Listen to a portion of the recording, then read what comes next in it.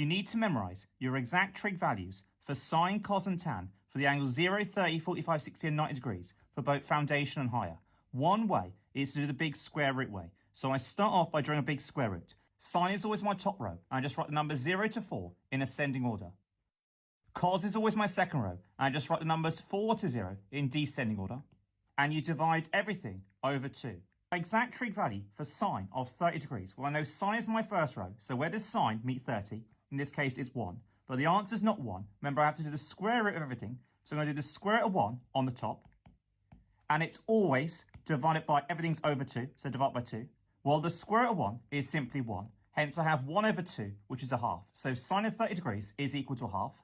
If I want to find cos of 30 degrees, well, cos is my second row. So cos, where does it meet 30? In this case, 3. So my answer is not 3. Remember, it's always the square root of everything. So the square root of 3 on the top.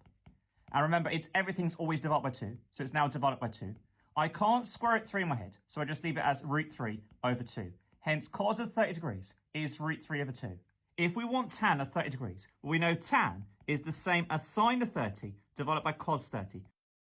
Remember the maths joke. Why did sine and cos go to the beach? To get a tan. So to get tan, it's always sine divided by cos. As I want tan of 30, hence I'm going to do sine of 30 divided by cos of 30. I've just worked out sine of 30. Well, sine of 30 equals a half. So therefore, I'm going to have a half.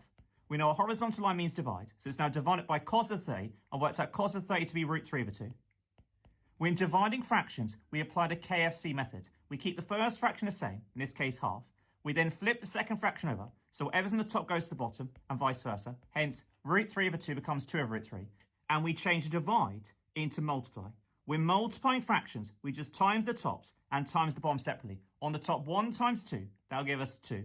And the bottom, 2 times root 3, therefore give us 2 root 3. Simplify my fraction, I can see both top and bottom are divisible by 2. So 2 divided by 2 on the top, that was simplified to give us 1. And the bottom, 2 root 3 divided by 2, well, the 2's will cancel, doink. Hence, just left with root 3. Hence, tan of 30 degrees is 1 over root 3. Or, if you rationalised it, it's the same as root 3 over 3.